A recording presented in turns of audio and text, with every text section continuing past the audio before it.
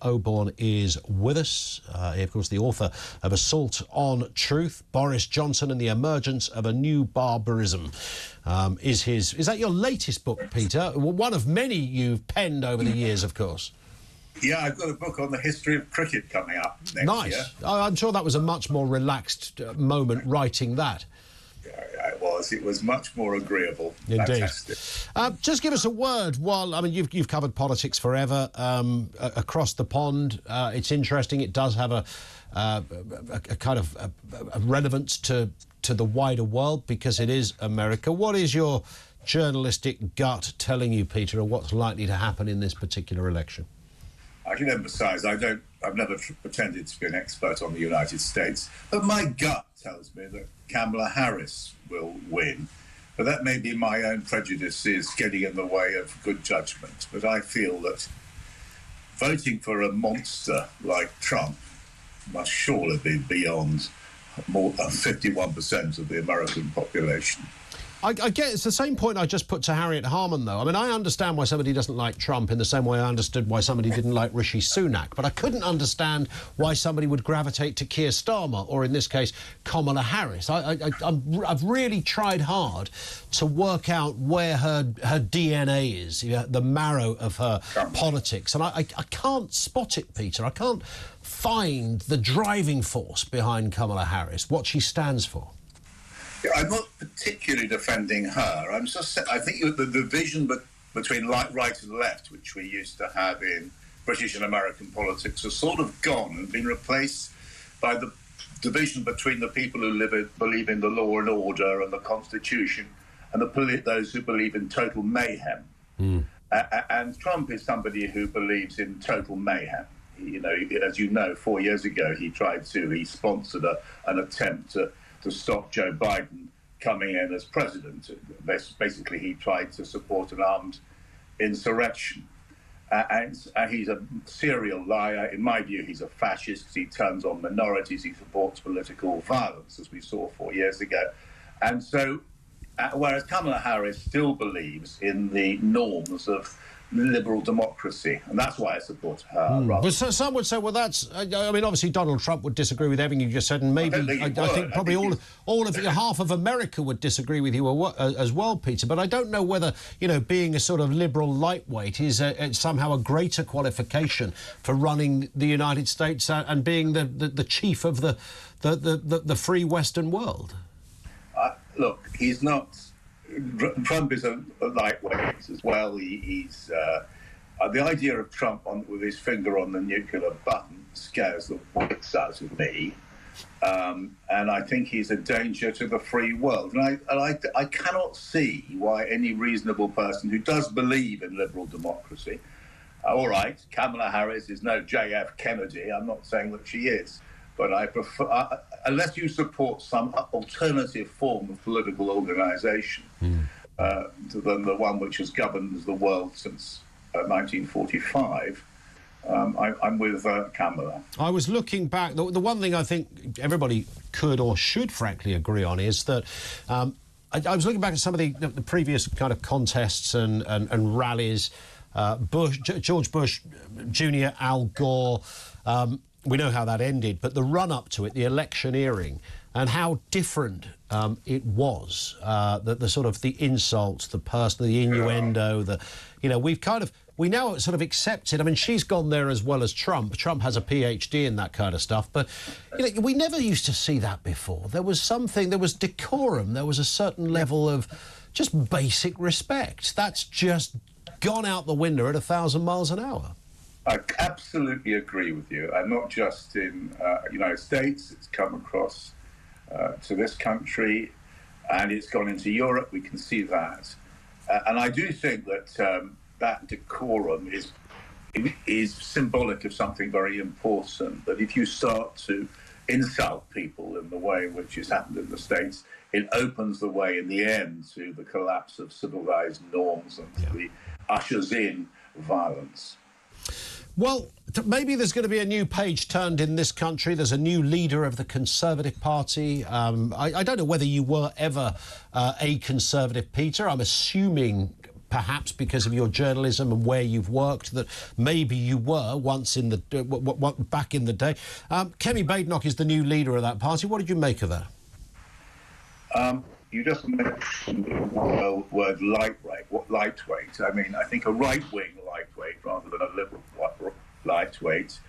I think she's a bit of a mess. I think she's going to have a very good press from the mainstream Tory press, which will help her a lot, because if you start to examine what she stands for, you don't get anywhere. And I think that the very interesting thing which has emerged today is that the real heavyweights remaining in the Conservative Party are refusing to serve her. So the Chancellor Hunt is not serving her. Foreign Secretary Andrew Mitchell has bowed out. Tugendhat, one of the more formidable, that's over-exaggeration, but one of the serious candidates in the leadership, he won't serve her. So you've got a lot of people ducking out and leaving her with a very lightweight front bench. Do you sense that, I mean, all elections, when it comes to the next one, it's the government of the day to lose rather than the opposition to win, and she may be the recipient of that, but the smart money seems to say Labour are there for 2 terms. She will create a bit of a dent, and then somebody else will come along, maybe one of those heavyweights like Jeremy Hunt that you mentioned. Well, I think the problem she has to deal with is the contradiction in her own shadow cabinet. So you have Jenrick, who is a great man for getting rid of the European ECHR, the membership of the Human Rights, getting rid of the Human Rights Act. On the other hand, you've got her who believes in it. She's appointed as her Justice Secretary, Jenrick, who she thinks there's a whiff of impropriety about him. Well, if she thinks there's a whiff of impropriety about Jenrick, what on earth is she putting him in charge of justice for? Priti Patel, who had to be sacked as International Relations Secretary after going on some sort of unauthorised jaunt to Israel, where she met the Prime Minister of Israel without telling either the British Prime Minister or the Foreign Office, and so on. It's a very, very dodgy-looking cabinet to me. So you don't sense this is the Tories' big comeback cast? It reminds me very much of Ian Duncan Smith in 2001, a man I rather admired, but lots of the senior front bench members, shadow front bench members, wouldn't serve under him, including Andrew Mitchell, by the way, who's a friend of mine, but he's now refused the call of duty not just once, but twice. He refused to work up. And I think that's a bit out of order. I think you, as a politician, Tory politician, you should believe in service and duty. Let's look at this story, Peter. Farmers threatening a sewage strike over the inheritance tax raid. This was, of course, Rachel Reeves's budget, where she, for the first time, pulled out the bag a new dimension to inheritance tax that will affect farmers, which it hadn't done previously. This is all about what you can pass down or can't pass down to your kids, basically. It never affected the industry before, but it has now. What are you making of this? I don't think the farmers are doing themselves any good at the moment. It's important to note that the 2 major voices are Jeremy Clarkson, who's worth a fortune, and is on record, I think, as saying he bought land to avoid tax, and a man called Dyson, billionaire, is on the front page of the Times today. He's a Brexiteer who fled to Singapore and got 30,000 acres. These people are open to the charge I would make against them of buying land in order to avoid inheritance tax and driving up prices which stop ordinary, decent yeoman farmers getting a chunk of land for themselves. So this farmers' revolt is being promoted in the billionaire-owned press in order to support very rich people who want to pay less tax. Ordinary farmers, I suspect, are perfectly relaxed. We do have a situation where somebody was going to pass a farm to their children and they now can't because they couldn't afford it. They just pay a bit more tax when they do so. It's not very much either if you read government briefing, which I agree is not necessarily... Well, I was going to say, I read government briefing with, and I take it with a pinch of salt, as I'm sure you do too, Peter. Yeah, but the government says, and I think this is not a massive tax rise. Maybe you have to sell off a few acres when you when the family passes by. But all of us have to pay inheritance tax, and so we should. I think. I believe that paying tax is a good thing, not a bad thing. So we're all part of a wider community. A final story. Number 10 is looking for influencers to spread Starmer's word on social media. I loathe this word influencers. It's now become a career of some sort, and Lord knows what the qualifications are for having it, other than lots of people following you on something called TikTok or Twitter. Number 10 are buying into that. They want new people to go big on TikTok. Peter, are you up for the gig? No, there's two things to be said here. One is that this is a sign of a lack of seriousness, in a way, in government. The Chief of Staff is a man called Morgan McSweeney. He's also the head of strategy and communications.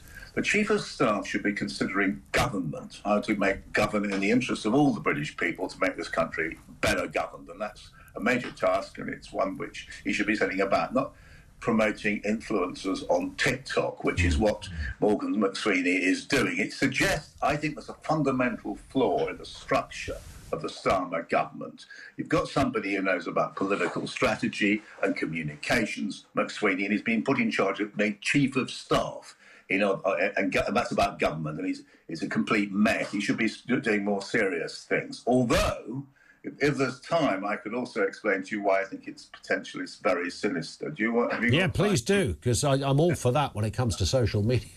Yeah, I mean, it's been presented in this soft focus piece in today's Times as something just about influencers, which you rightly mock.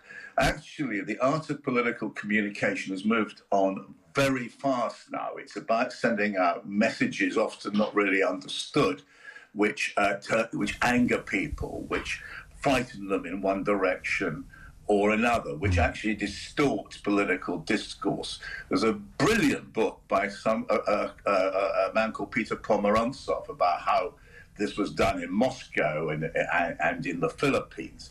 What is the government may be doing, I'm afraid, is using these very sinister political technologies, investing taxpayers' money into it as well, in order to put out political messages. I'll be keeping a watch on this story. I hope so, and others too. Peter, as ever, thank you. Peter Oborne, journalist and author, many strings to his bow, and he surprises you, Peter, because he comes out with you think, really? That this old Tory thinks that? Although I'm not sure how much of a Tory he is these days. He did, of course, refer to Jeremy Hunt as a heavyweight without irony.